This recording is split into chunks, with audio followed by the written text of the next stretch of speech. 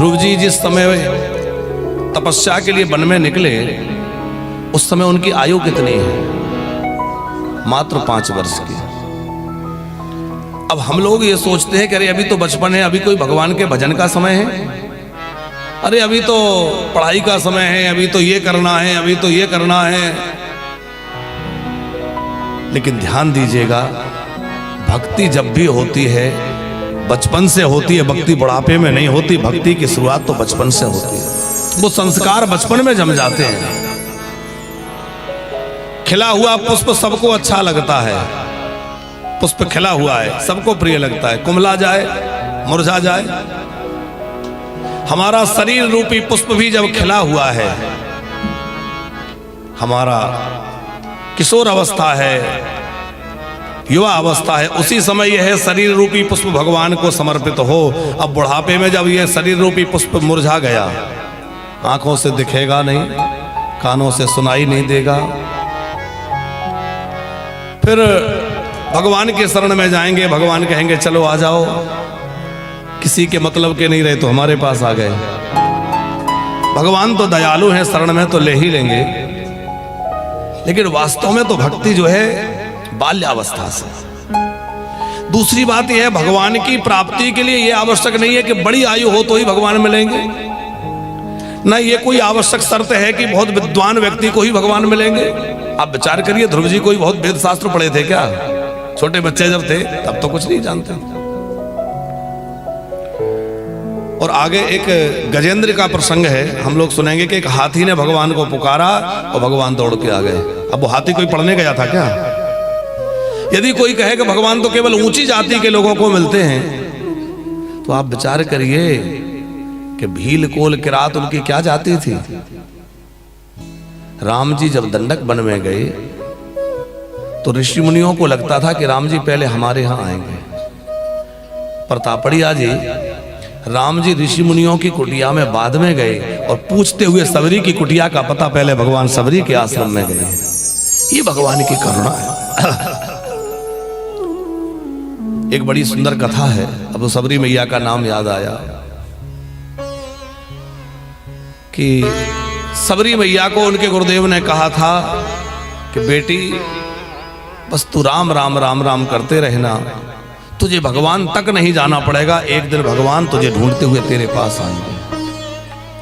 गुरु वचनों में दृढ़ निष्ठा, राम नाम का आश्रय, पक्का भरोसा लेकर के सबरी अपने आश्रम में कुटिया में बैठी है, नित्य मार्ग बुहारती है, दूर तक रास्ता साफ करती है, चुन चुन कर फल लाती है, टोकरी में सजाती है और नित्य प्रति एक ही भाव रखता है कि आज आएंगे आज आएंगे। और जब सूर्यास्त होने लगता है सोचती हैं आज किसी महात्मा के आश्रम में रुक गए होंगे, आज नहीं आए, कोई बात नहीं, कल निश्चित आएंगे। ऐसे एक एक दिन करके उसकी कितनी आयु निकल गई, बुढ़ापा आ गया, आंखों में धुंधलापन आ गया, शरीर झुक गया, लेकिन भरोसा कम नहीं हुआ। यह है दृढ़ भरोसा, गुरु वचनों का भरोसा। एक दिन बड़े अनुराग पूर्वक अपने रास्ते को साफ कर रही थी तापड़िया जी, वो तो भाव में भरी थी, उसको कुछ होश तो था नहीं। एक महात्मा सरोवर से स्नान करके आ रहे थे, और इसकी झाड़ू से कुछ धूल कंकड़ उछटे और वो महात्मा को लगे। उन्हें लगा कि अरे मैं स्नान करके आया हूं, मुझे संध्योपासन करना है, और ये सवर जाति की इसने मुझे सब अपवित्र कर दिया, आज झाड़ू का कचरा मेरे ऊपर आ गया। तो रोष में भर के कुछ बड़बड़ाते हुए कहते हुए वापस सरोवर में जाके गोता लगाया, और जैसे ही दोबारा गोता लगाया तो सरोवर का जल एकदम दूषित हो गया, मलिन सा हो गया, पीने योग्य नहीं रहा। अब वहां एक ही सरोवर था, आसपास जो ऋषि मुनि रहते थे उनका बिना पानी के काम कैसे चले, जहां तहां दूर दराज से पानी ला करके किसी प्रकार अपना निर्वाह करते। जब राम जी के आने का समाचार मिला कि राम जी आ रहे हैं, राम जी आ रहे हैं, तो सब महात्माओं को यह लगता था कि जब राम जी आएंगे तो राम जी पतित पावन है, उनके चरणों से गंगा मैया प्रकट भई हैं, उन राम जी के चरणों को इस सरोवर में डलवा देंगे, और राम जी का चरण स्पर्श होते ही इस सरोवर का जल निर्मल हो जाएगा। महात्माओं ने राम जी से आग्रह किया।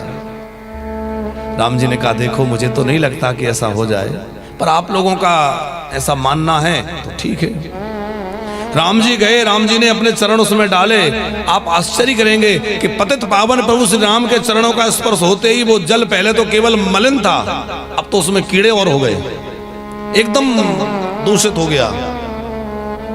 पहले तो पीने योग्य नहीं था, अब तो छूने योग्य भी नहीं रहा। राम जी ने कहा देखो तुमने किसी भक्त का अपराध किया है, इसलिए ये दशा हुई है। अब जिस भक्त का अपराध हुआ है उसी भक्त के चरणों की धूल ला करके इसमें डालो तो ये जल पवित्र हो सकता है, स्वच्छ हो सकता है। महात्माओं ने विचार किया कि भाई अब तो सबरी की महिमा राम जी बढ़ाना चाहते हैं, चलो सबरी की चरण रज लेकर आए। सबरी को पता लग गया तो वो तो बेचारी जंगल में भाग गई, कहीं ये महात्मा मेरे चरण ना पकड़ लें, मुझे अपराध लग जाएगा। अरे मैं तो सबरी हूं, भीलिनी हूं, छुप गई। प्रतापड़िया जी वो जहां बैठती थी रुकती थी वहां उस स्थान की मिट्टी, सोचा कि इसके पैर तो पड़ते ही होंगे, वहीं की थोड़ी रज उठाकर लाए और जैसे ही रज ला करके राम जी को दी, राम जी ने उस रज को सरोवर में डाला और सरोवर का जल एकदम निर्मल हो गया, स्वच्छ हो गया, एकदम निर्मल हो गया। सब ऋषि मुनि आश्चर्यचकित होकर के पूछने लगे भगवान ये सब क्या है? भगवान कह रहे हैं ये मेरे भक्त की भक्ति का प्रभाव है। और राम जी ने सबरी जी से कहा है मानहो एक भगति करनाता, मानहो एक भगति करनाता, मानहो एक भगति करनाता, मानहु एक भगत करीनाता। सुन भामनी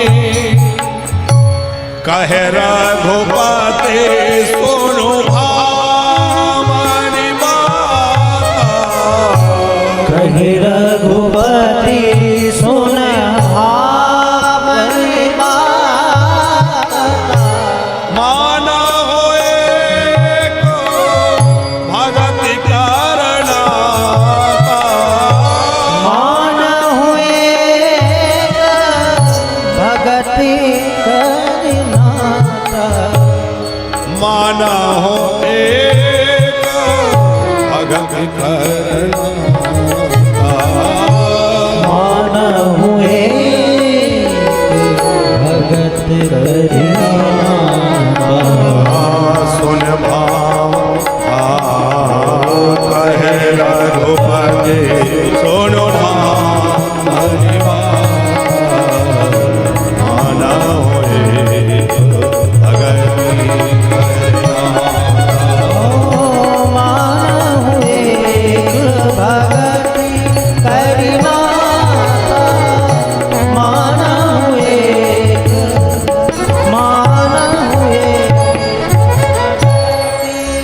राम जी सबरी से कह रहे हैं कहे रघुपति सुन भामनु आता है। अरे भक्तिमती सबरी मैं केवल भक्ति का नाता मानता हूं। आप विचार करिए बड़े बड़े ऋषि मुनि खड़े रह गए और राम जी कुटिया में चले गए किसके? सबरी। इसी प्रकार रैदास जी का चरित्र आपने सुना होगा। काशी में रैदास जी रह करके भगवत भजन करते हुए आनंद में भगवान की भक्ति में लगे थे। कुछ लोगों ने काशी राज से शिकायत कर दी, महाराज आपके राज्य में अनैतिक कार्य हो रहा है, अनुचित कार्य हो रहा है। काशी नरेश ने कहा ऐसा क्या हुआ? बोले महाराज वो चर्मकार चमड़े के जूते बनाने वाला व्यक्ति वो भगवान की पूजा करता है, सालिग्राम जी की सलाह रखता है, ये तो बिल्कुल अनुचित है। राजा ने बुलवाया, रैदास जी से पूछा कि क्यों? हमने सुना है कि तुम सालिग्राम की पूजा करते हो, ये तो बिल्कुल अनुचित है। रैदास जी बोले कि इसमें मैं अपनी ओर से कुछ नहीं करता, मेरे ठाकुर जी मुझसे जो कराना चाहते हैं मैं वही करता हूं, उनकी जो इच्छा है। बोले नहीं नहीं ऐसे तुम्हारी बात नहीं मानी जाएगी, कोई ऐसे कुछ भी कहने लगेगा। अब निश्चय कैसे हो? तो क्या हुआ कि राजा तो राजा था, उसने कहा कि एक जगह सालिग्राम भगवान को विराजमान किए देते सिंहासन लगाकर। और जो वैदिक विद्वान थे, बड़े बड़े विद्वान वहां आए हुए थे, जिन्होंने शिकायत की थी, उनसे कहा कि तुम अपने वेद मंत्रों के द्वारा, अपनी स्तुतियों के द्वारा भगवान को बुलाना। और फिर रैदास बुलाएंगे। अब देखते भगवान किसके बुलाने से जाते हैं। कलयुग की घटना है। रैदास भक्ति काल के संत हैं। अब रैदास जी खड़े हैं कोने में और वैदिक विद्वानों ने आसन लगाई, प्राणायाम चढ़ाया और आचमन आदि करके वेद मंत्रों का सस्वर गायन करने लगे। सिंहासन पर सालिग्राम भगवान विराजमान हैं।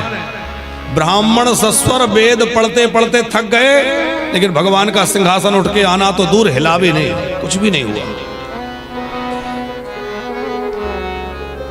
रैदास जी से कहा कि अब तुम गाओ, तुम बुलाओ।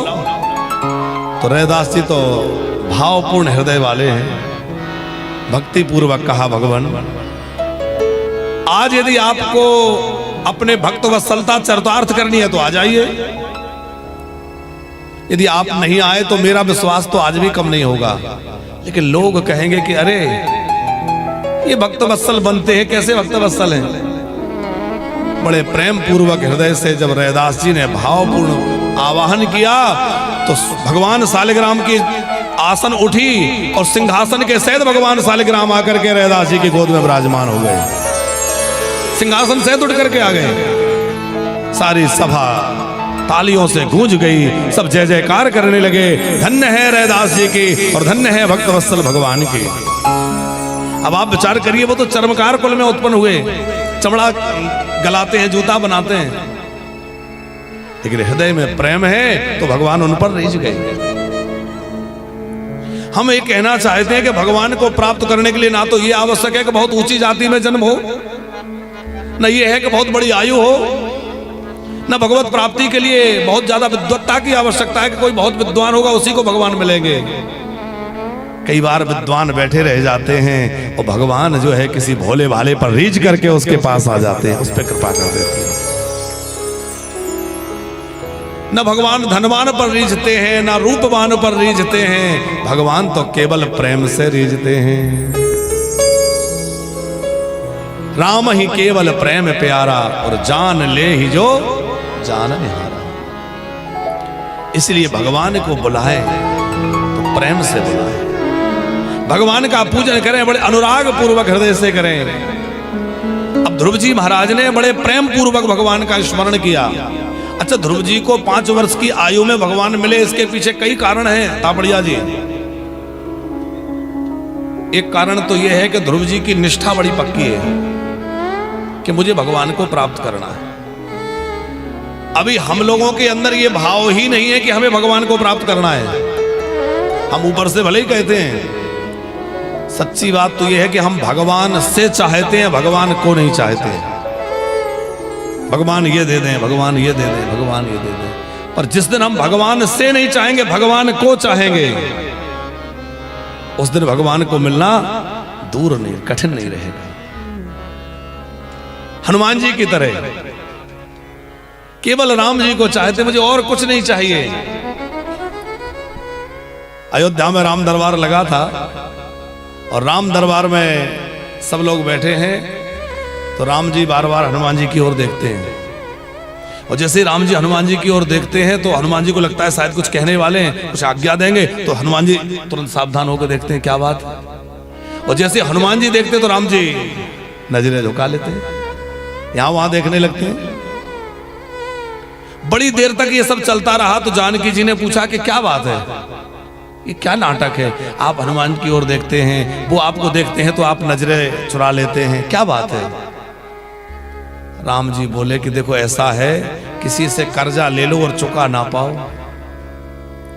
तो साहूकार जब सामने आता है, कर्जा चुकाने की हिम्मत नहीं है, सामर्थ्य नहीं है, तो जिसका कर्ज ले रखा है उसके सामने आंखें मिलाने में थोड़ी दिक्कत तो होती है। कैसे आंखें मिलाएं। हनुमान जी बोले सरकार आप क्या कह रहे हैं। बोले हनुमान मैं ठीक कह रहा हूं, तुम्हारी सेवा का मैं ऋणी हो गया हूं और तुम्हारी सेवा का मैं कभी ऋण नहीं चुका पा रहा हूं। मैं तुम्हारा ऋणी हूं, मैं तुम्हारा कर्जदार हूं। भरतलाल जी से कहते हैं, भरत भाई कपि से उरण हम नाही, भरत भाई कपि से उरण हम नाही। हनुमान जी ने कहा, सरकार आपने मुझे अपने चरणों का दास बना लिया और मुझे क्या चाहिए? राम जी के सजल नेत्र हो गए और राम जी ने कहा, हनुमान देखो, मैंने लंका पर विजय प्राप्त की, वहां का राज्य विभीषण को दे दिया। लंका के पद पर मैंने विभीषण को आसीन कर दिया। मैंने बाली को मार करके किष्किंधा पर विजय प्राप्त करी, वहां का पद मैंने सुग्रीव को प्रदान कर दिया। और अयोध्या के पद पर मैं स्वयं आसीन हो गया। पर तुमने इतनी सेवा करी, तुम्हें कोई पद ना दे सका, ना लंका का पद तुम्हें मिला। युद्ध में तुम आगे रहे। तुम ना होते तो कौन जानकी की सुध लेकर आता, तुम ना होते तो कौन लक्ष्मण के प्राण बचाता।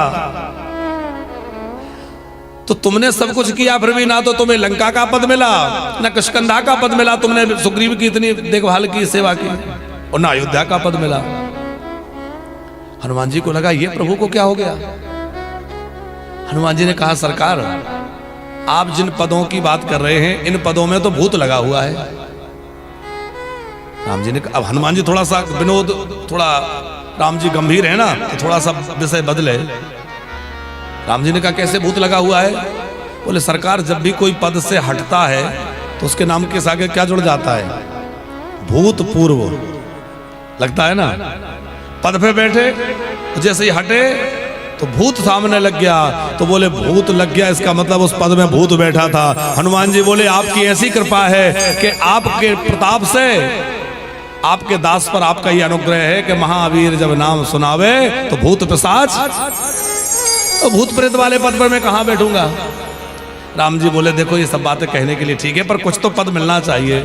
इतना सुनते ही हनुमान जी के नेत्र सजल हो गए, थोड़ा प्रेम से भर गए। हनुमान जी राम जी के दोनों चरण पकड़ के क्या बोले? विभीषण जी को एक पद मिला है, सुग्रीव जी को भी एक पद दिया है, तो क्षमा करना आप भी एक ही पद पर बैठे हैं, पर मुझे तो आपके दो दो पद मिल गए हैं। और जिसको राम पद मिल जाए उसको संसार का कोई पद नहीं चाहिए। जिसको राम पद मिल गया, पर उसको कौन सा पद चाहिए साहब? और सच मानिएगा, जिसको उस प्रभु के चरण मिल गए, उसकी भक्ति मिल गई, उसको जीवन में कुछ पाना शेष नहीं रह जाएगा। हम सब कुछ पाकर के भी कुछ ना प्राप्त कर सके, और जिसने उस चरणों की भक्ति प्राप्त कर ली, वो कुछ ना पाकर के बहुत कुछ प्राप्त कर लिया। संसार में कई तरह के लोग हैं। एक वो लोग हैं जिनके पास यहां भी है और वहां भी है। एक वो है जिनके पास ना यहां है ना वहां है। एक वो है जिनके पास यहां तो है वहां नहीं है, और एक वो है जिनके पास यहां नहीं है पर वहां है। समझ गए होंगे आप सब लोग। कुछ ऐसे लोग हैं जिनके पास यहां तो कुछ नहीं है, साधु संत फक्कड़, लेकिन इतना भजन किया है कि वहां बहुत कुछ है। कुछ ऐसे लोग हैं जिनके पास यहां भी कुछ नहीं है, मेहनत मजदूरी कर रहे हैं और कभी राम नाम नहीं लेते, तो वहां भी कुछ नहीं है, ना यहां कुछ है ना वहां कुछ है। कुछ लोग ऐसे हैं कि जिनके पास यहां तो बहुत है, पर कभी अच्छा काम नहीं किया, सत्कर्म नहीं किया, नाम नहीं लिया, तो वहां कुछ नहीं है। और कुछ आप जैसे लोग भी हैं जिनके पास यहां भी है और वहां भी है, वहां की पूंजी भी व्यवस्था कर रहे हैं और यहां की भी है। ये राम जी की कृपा से ही होता है। तो भगवान की प्राप्ति करने के लिए क्या चाहिए? बोले दृढ़ निश्चय। हमें भगवत प्राप्ति करना है। हमारे मन में भगवान की प्राप्ति का संकल्प ही नहीं है। कल हमने विवेकानंद जी का उदाहरण दिया, याद है? भगवान को प्राप्त करने के लिए कैसी चाहत चाहिए? मीरा जी कहती हैं, मीरा जी कहती हैं, दरसो बिना दुखन लागे, दरस बिना दुखन लागे, दरस बिना दुखन लागे, दुखन लागे,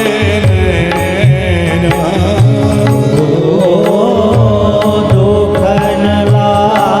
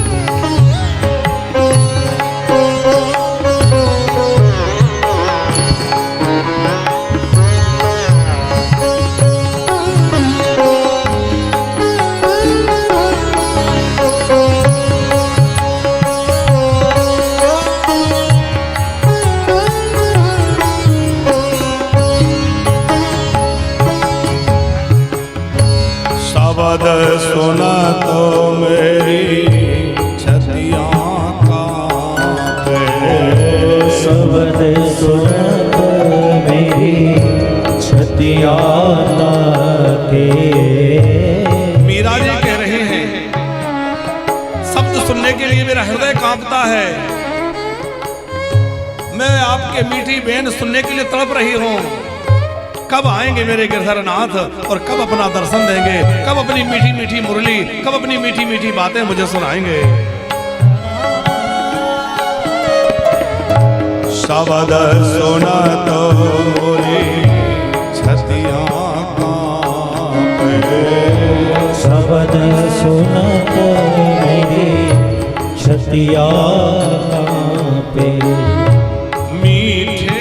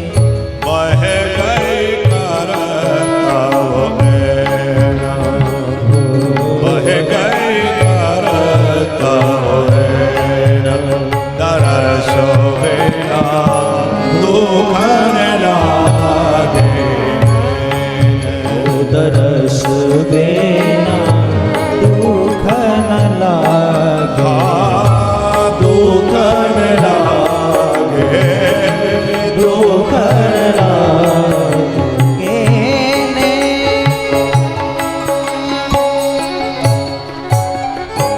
भाई साहब मीरा कहती हैं कि मैं तो दरस दीवानी हूँ, दर्शन के बिना मैं नहीं रह सकती। एरी में तो दर्द दीवानी मेरो दर्द न जाने कोई।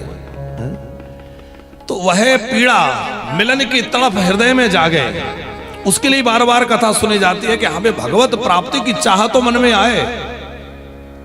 देखो ये संसार न कभी हमारा था और न कभी हमारा हो सकता, और भगवान सदा हमारे थे और भगवान ही हमारे रहेंगे, इसलिए भगवान का ही नाम सुमरण करें। एक और बात ध्यान दीजिएगा, ये संसार जब भी मिलता है पूरा किसी को नहीं मिलता है।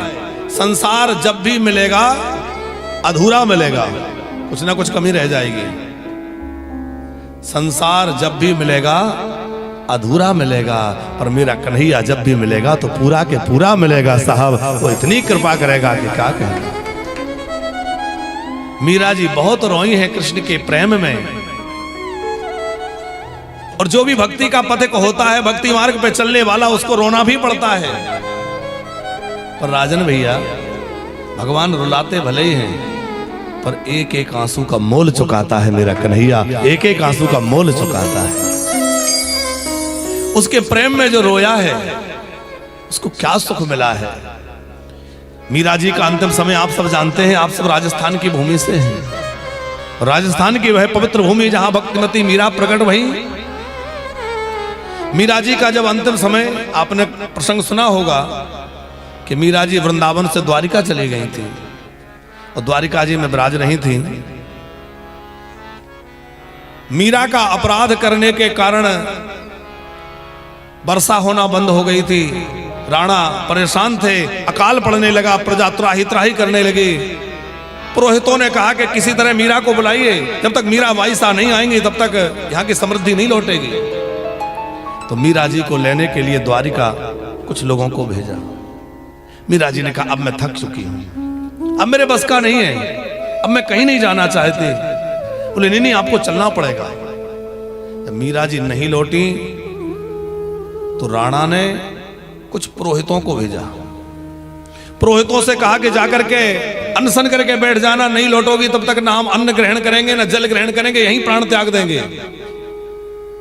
और पुरोहितों ने वैसा ही किया। मीरा जी के हृदय में बड़ी पीड़ा हो गई कि मेरे कारण पुरोहितों को भूखा मरना पड़ रहा है। पर अब मैं अपने गिरधरनाथ को, अपने द्वारिकाधीश को छोड़कर जाना नहीं चाहती। मैं क्या करूं? मीरा का हृदय करुणा से, प्रेम से भरा हुआ है। एक और द्वारिकाधीश का प्रेम, अब उनसे दूर नहीं जाना है। दूसरी ओर इन ब्राह्मणों की व्यथा जो अनशन करके बैठे हैं, मैं इस दुविधा में क्या करूं? बोले मेरे नाथ जैसा आदेश करेंगे। द्वारिकाधीश के मंदिर में जाकर के मीरा बैठ गई। सब पुरोहित वहीं पर आसन लगा के बैठ गए, हम भी नहीं हटेंगे यहां से। पुजारी, कुछ दर्शनार्थी, कुछ और भीड़ लगी हुई थी। उसी समय मीरा ने अपने गिरधरनाथ को पुकारते हुए प्रेम से पद गाया, हे नाथ, अब मैं आपको छोड़कर कहीं नहीं जाना चाहती। अब मैं बहुत भाग चुकी हूं, अब तो बस आपके चरणों के आश्रय चाहती हूं। हृदय पूर्ण पुकार मीरा ने लगाई। अचानक मंदिर में तेज रोशनी हुई, बिजली सी कौंधी और लोग कुछ देख नहीं पाए। क्या हुआ, कैसे हुआ? उसी समय मीराबाई सशरीर भगवान द्वारिकाधीश में समा गई, शरीर सहित द्वारिकाधीश में प्रविष्ट हो गई। लोगों ने कहा भाई साहब कहाँ है, मीराबाई कहाँ है, मीराबाई कहाँ है? देखा तो उनके वस्त्र का एक छोर भगवान द्वारिकानाथ से लपटा हुआ है। लोग जान गए कि मीरा जी और कहीं नहीं गई, मीरा जी तो सशरीर भगवान द्वारिकानाथ में से। ये इस कलयुग की सत्य घटना है। इस शरीर को लेकर के कोई स्वर्ग भी नहीं जा सकता, तो इस शरीर के साथ कोई भगवत धाम कैसे चला जाए? पर ये भक्ति की महिमा है कि इसी पांच भौतिक शरीर से तुकाराम जी भगवत धाम चले गए। इसी पांच भौतिक शरीर से सैन भक्त, जिनका हमने एक दिन स्मरण किया था, उस सैन भक्त भी सशरीर भगवत धाम चले गए। और मीराबाई तो जगत प्रसिद्ध है कि मीराबाई सशरीर द्वारिकाधीश के विग्रह में समा गई। ये भक्ति का प्रताप है। उस भक्ति के मार्ग पर चलने वाले को कितना सुख मिलता है, वो तो वही जानता है जिसने उसका अनुभव किया है। कोई गूंगा व्यक्ति गुड़ खा ले, गूंगा व्यक्ति कोई बढ़िया मिठाई खा ले और उससे पूछो कि मिठाई कैसी है, तो वो कैसे बताएगा?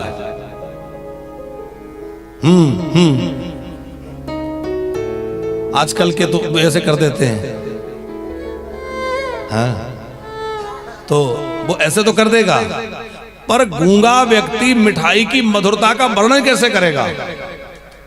वैसे ही भक्ति का जो रस है ना, वो वाणी का विषय नहीं है, वो स्वाद लेने का विषय है। साहब उसमें चल के देखिए, तब देखना क्या स्वाद है उसके अंदर, कितना मधुरता है। ये केवल कहने का विषय नहीं है। जो जो चले हैं उन्होंने कितना रस पाया है, वहां रस ही रस है। हम जिन संसार के भोगों को रस मानकर चल रहे हैं, ये तो विष के समान है।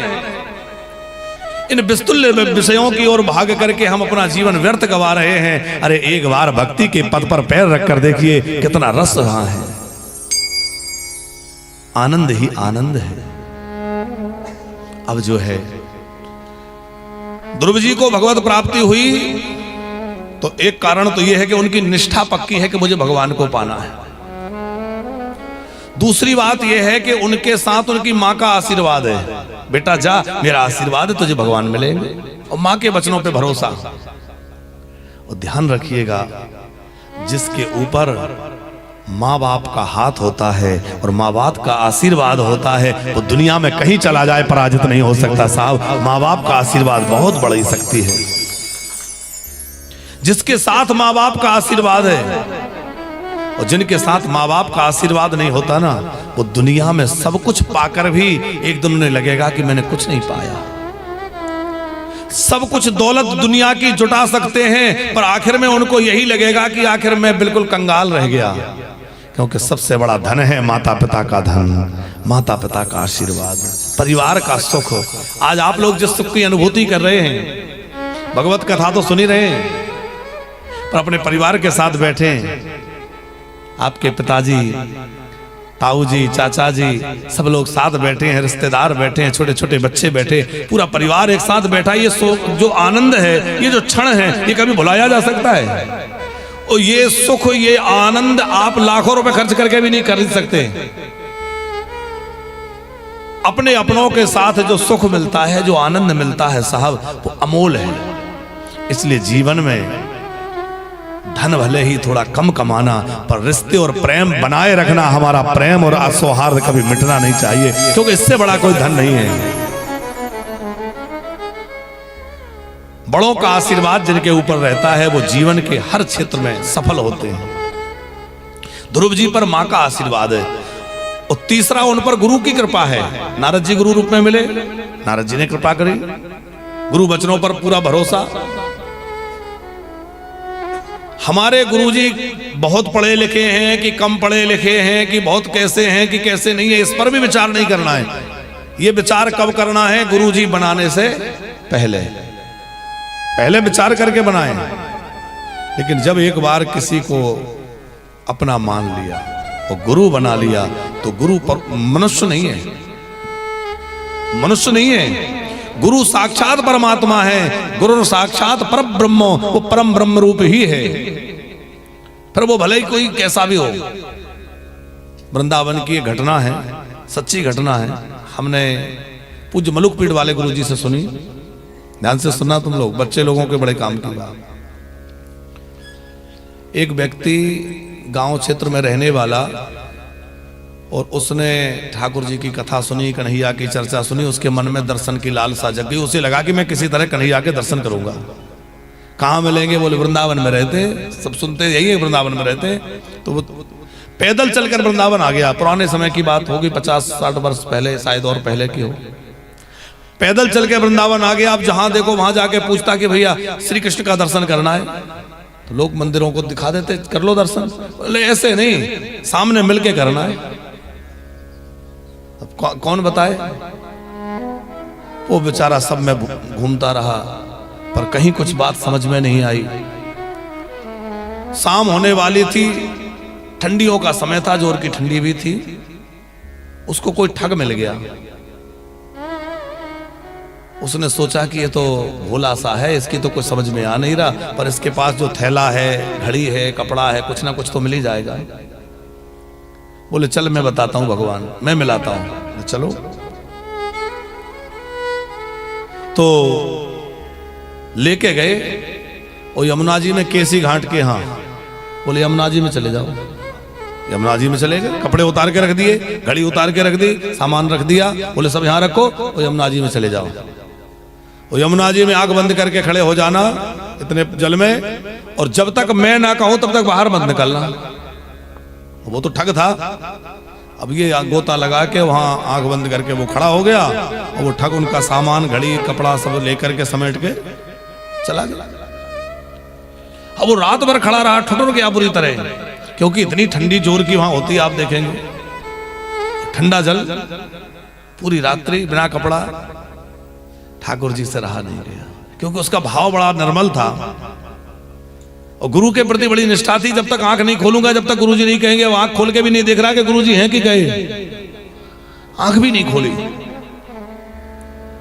तो ठाकुर जी से रहा नहीं गया, और आखिर में ब्रह्म बेला होने वाली हो गई, सवेरे का समय होने वाला था। ठाकुर जी आ गए।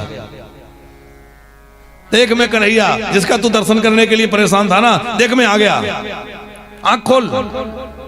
वो आंख ना खोल। क्यों आंख नहीं खोलता? बोले मेरे गुरुजी ने कहा है जब तक मैं ना कहूं तब तक आंख मत खोलना, जब तक गुरुजी नहीं कहेंगे मैं नहीं खोलूंगा। अरे बोले वो गुरुजी मुरुजी नहीं थे, वो ठग था, तेरा सामान लेके गया। उसने कानों पे हाथ रख लिया, राम राम राम। मेरे सामने मेरे गुरुजी की निंदा, मैं गुरुजी की निंदा नहीं सुन सकता। भगवान अरे बाबरे समझ तो सही, मैं वही कृष्ण हूं जिसका दर्शन करने तू परेशान है, और वो कोई नहीं था, वो गया। वो बोला अच्छा प्रभु ये बतलाइए, यदि आप सचमुच कृष्ण हैं तो आप दर्शन देने आए क्यों? उन्हीं गुरुजी के कारण तो आए। तो जिन गुरुजी के कारण दर्शन देने आए, जब तक वो नहीं कहेंगे तब तक मैं आंख खोलूंगा ही नहीं। आए तो उन्हीं के कारण हो, जब तक वो नहीं कहेंगे आंख नहीं खोलूंगा। श्री कृष्ण को लगा कि अब तो भैया उसको बुलाना ही पड़ेगा, इसकी निष्ठा बड़ी पक्की है। तो वो कहीं सो रहा होगा दूर जाकर के, अपना जहां होगा स्थान। भगवान उसके स्वप्न में गए और स्वप्न में जाकर कहा कि जल्दी पहुंच, वहां वो मरा जा रहा है, तू नहीं जाएगा तो मैं तेरा सब नष्ट कर दूंगा।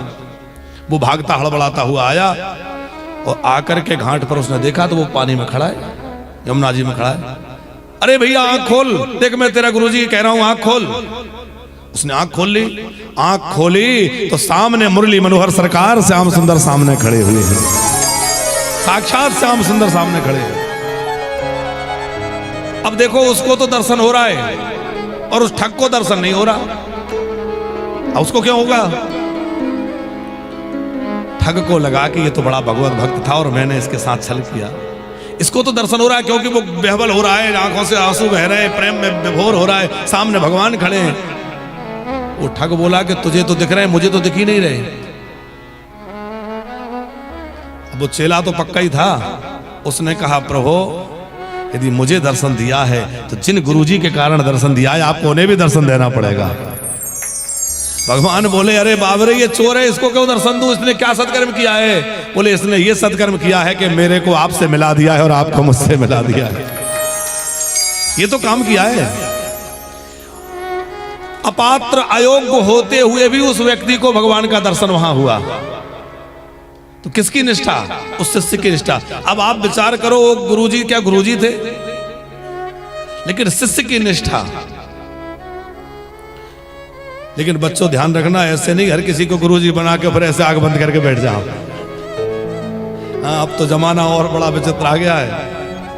पर हाँ, पहले खूब सोच विचार के निश्चित करो, और जब एक जगह श्रद्धा टिक जाए तो फिर दृढ़ भरोसा, फिर भरोसे में कमी नहीं।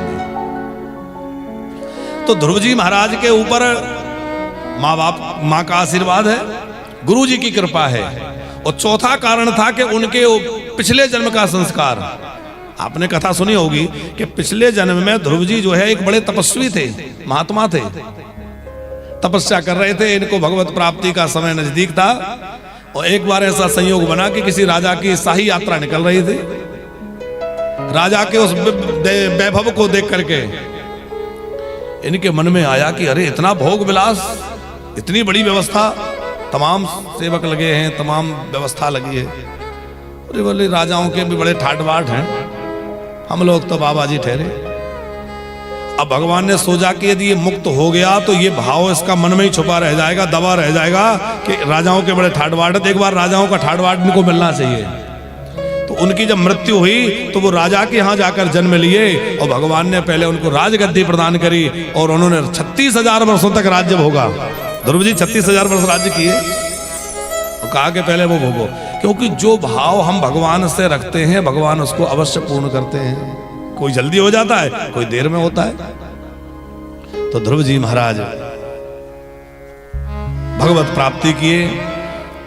भगवान ने कहा कि देखो पहले राज्य सुख भोगो, बाद में तुम्हें ध्रुव पद की, ध्रुव लोक की प्राप्ति होगी।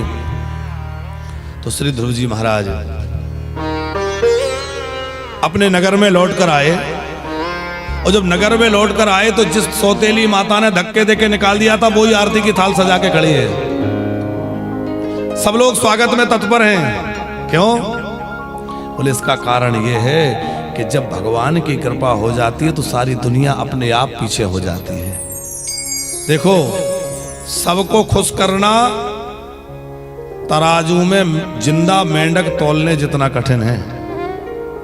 जिंदा मेंढकों को तराजू में रखना हो और तौलना हो, एक रखोगे जब तक दूसरा उचक जाएगा, है? दूसरा रखोगे तीसरा छलांग मार देगा। तो जैसे तराजू में जिंदा मेंढकों को तौलना बड़ा मुश्किल है, वैसे ही सबको खुश करना बहुत मुश्किल है। एक को खुश करोगे दूसरा नाराज हो जाएगा, कभी कोई बिगड़ जाएगा। समाज में ये सब चलता रहता है। लेकिन भैया यदि आपने भगवान को खुश कर लिया है तो सारी दुनिया आपके अनुकूल हो जाएगी, सब अपने आप आपके अनुकूल हो जाएगी। जा पर कृपा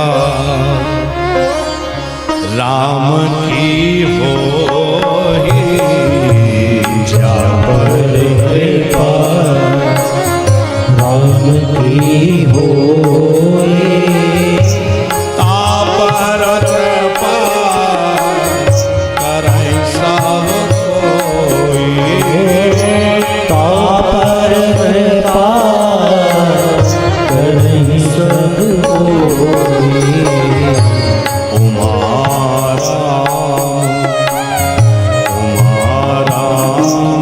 सम हितु जग माहि,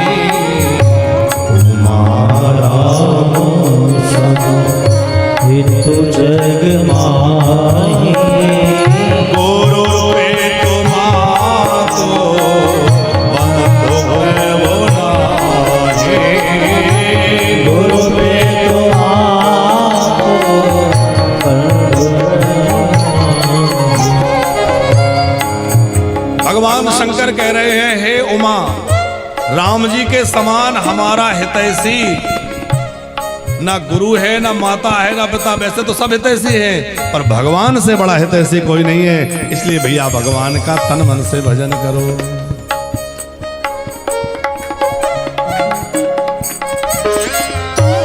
उमा कहा हूं मैं अनुभव अपना, उमा कहा हूँ मैं अनुभव अपना, उमा कहा हूं मैं अनुभव अपना, उमा कहा हूँ मैं अनुभव अपना, सच हरि भजन जगत सब सपना, सत हरि भजन जगत सब सपना, सच हरि भजन जगत सब सपना। सत हरि भजन जगत सब सपना। जब भगवान अनुकूल हो जाते हैं तो सारी दुनिया अनुकूल हो जाती है। इसलिए प्रभु को रिझाएं। हमारा जो कुछ भी कार्य है वो भगवान को प्रसन्न करने के लिए हो। हम तो कह रहे हैं यदि हम श्रृंगार भी कर रहे हैं ना, मेकअप भी किसके लिए करें? अपने ठाकुर जी के लिए। भैया भागवत में जा रहे तो कन्हैया से मिलने जा रहे हैं। घर में भोजन भी बनाए तो किसके लिए? अपने लिए नहीं, हमारे ठाकुर जी पाएंगे। आज हम अपने लाला को हलवा बनाएंगे, आज अपने लाला को ये खिलाएंगे, आज ये लाला को ये बनाएंगे, तो कन्हैया को भाव बस वही होना चाहिए। देखो, हर कार्य को भगवान से जोड़ दो तो आप जो कर रहे हैं वो भक्ति बन जाएगी। हो सकता है कि मंदिर में बैठने वाले कोई व्यक्ति की भक्ति न हो, वो दिन रात भगवान के नजदीक बैठा है। तापड़िया जी, कोई आदमी भगवान के पास बैठा है और नजर इस बात पे है कि कौन बढ़िया सेठ आ रहा है, कहां से माल आ रहा है। तो यदि वहां बैठ करके भी ध्यान वहां नहीं होकर के वहां है, तो हो सकता है उसको उतना लाभ नहीं मिलेगा। लेकिन सड़क पर झाड़ू भी लगा रहा है और उसके अंदर ये भाव है कि मैं झाड़ू लगा रहा हूं, यहां से भक्त निकल करके जाएंगे, मेरे कन्हैया यहां से कभी निकल कर जाएंगे, भगवान निकल कर जाएंगे, तो उसका वो झाड़ू लगाना उससे बड़ी भक्ति हो जाएगा। भक्ति बड़ी अलग वस्तु है साहब, ये बड़ा रस का विषय है। तो ध्रुव जी महाराज का विवाह हुआ। फिर बाद में भृमि और इला दो पत्नियां इनकी हैं। 36,000 वर्षों तक राज्य किया। बाद में मृत्यु के सिर पर पैर रख करके ध्रुवलोक को चले गए। कथा आप लोग प्रसंग कई बार सुनते हैं। और ध्रुवलोक में विराजमान हो गए, जिसका सप्तऋषि तारामंडल भी और नक्षत्र भी सब परिक्रमा करते हैं। ध्रुव तारे के रूप में विराजमान है। ध्रुव जी के वंश में एक राजा हुए अंग, जो बड़े धर्मात्मा और बड़े भगवत भक्त थे। पर इनका जो विवाह हुआ है वो सुनीता नाम की देवी, जो मृत्यु की बेटी थी, मृत्यु भी एक देवता है, उनकी बेटी है सुनीता, उसके साथ में अंग महाराज का विवाह हुआ। तो इनके जो पुत्र हुआ उसका नाम रखा गया बैन। और बैन तो बैन ही था, उसने सारे कामों पे बैन लगा दिया। क्या बोले? न यष्टव्यम न दातव्यम न होतव्यम दुजः क्वचित इति न्यायवर यद्धर्मो भेरी घोषेण सर्वसा। जैसे ही वो राजगद्दी पर बैठा, घोषणा कर दी कि वो कोई यज्ञ नहीं करेगा, कोई दान नहीं करेगा, कोई ये नहीं करेगा। जब तब पूजा पाठ सब बंद करा दिया। किसी को जप करना है तो मेरे नाम का करो, पूजा करना है मेरी करो। महात्माओं ने समझाया, क्योंकि बिना भगवत पूजन भजन के साधु संतों का भक्तों का काम कैसे चले। महाराज अंग के राज्य काल की जो धर्मात्मा प्रजा थी, तो उसको तो बड़ी पीड़ा होने लगी। बहुत समझाने पर भी बैन नहीं माना। तो ऋषियों ने ऐसी जोर की हुंकार भरी कि उन ऋषियों की हुंकार से वह राजा बैन मृत्यु को प्राप्त हो गया, हृदय फट गया। और भागवत में तो लिखा है कि हुंकार से मर गया। हमें लगता है हार्ट अटैक आया होगा, है? अरे भाई जोर से हुंकार भरी तो हार्ट फेल। अब बच्चों को तो समझाना पड़ेगा नहीं, ये बच्चे कहेंगे ऐसे कैसे हो गया। तो हम कोशिश करते हैं कि बड़ों को, बच्चों को, सबको ऐसे लेकर के चले कि थोड़ा थोड़ा सबको समझ में आता रहे। तो आज तो चारों ओर मोर पंख छा रहे हैं, तो मोर पंख वाले का थोड़ा स्मरण करके आगे बढ़े।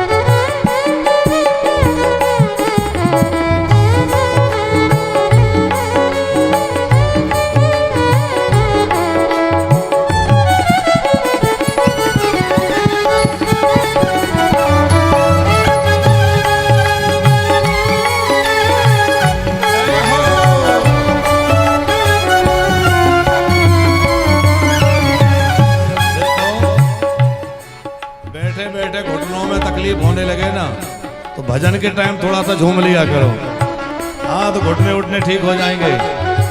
और एक और बात, जब तक भजन चल रहा है तो थोड़ा थोड़ा आप लोग आगे, कुछ लोग उठ करके यहाँ सामने आ जाएं, यहाँ बीच में जगह खाली है, ताकि जो लोग पीछे आते जाएंगे तो वो बैठते जाएंगे। तो कुछ छोटे बच्चे हैं वो यहाँ आगे आ जाएंगे, कुछ और लोग आगे आ जाइए।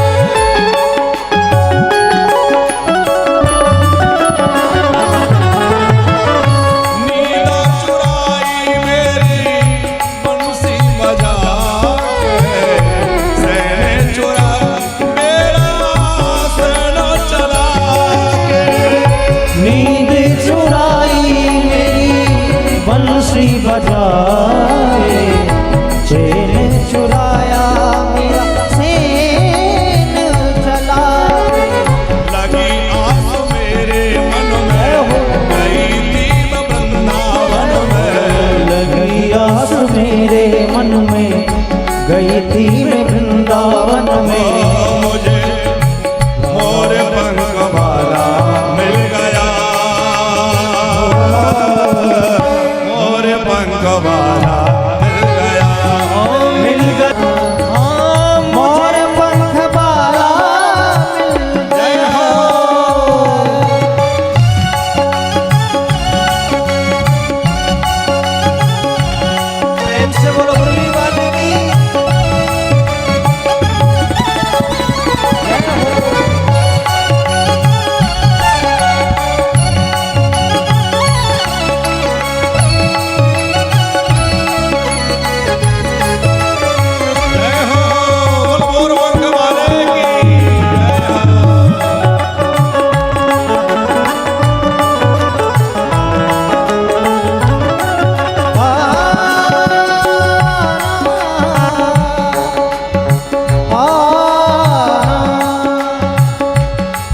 तिरछा है किरीट कसार में,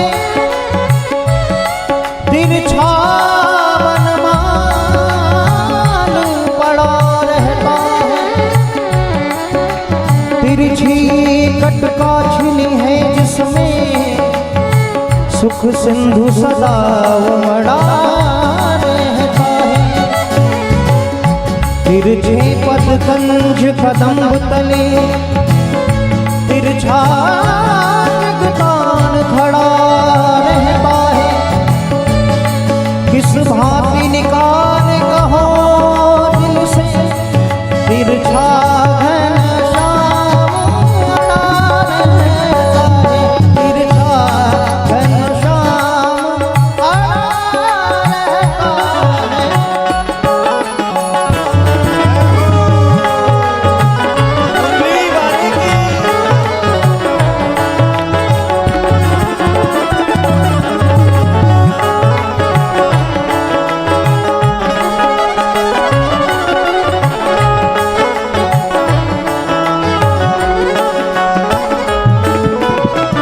उसी ने बुलाया, उसी ने रुलाया, ऐसा सलोना शाम मेरे मन भाया।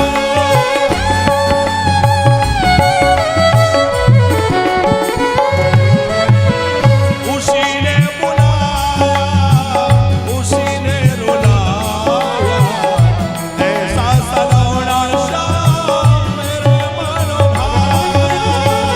उसी ने बुलाया, उसी ने रुलाया, ऐसा सलोना शाम मेरे मन भाया।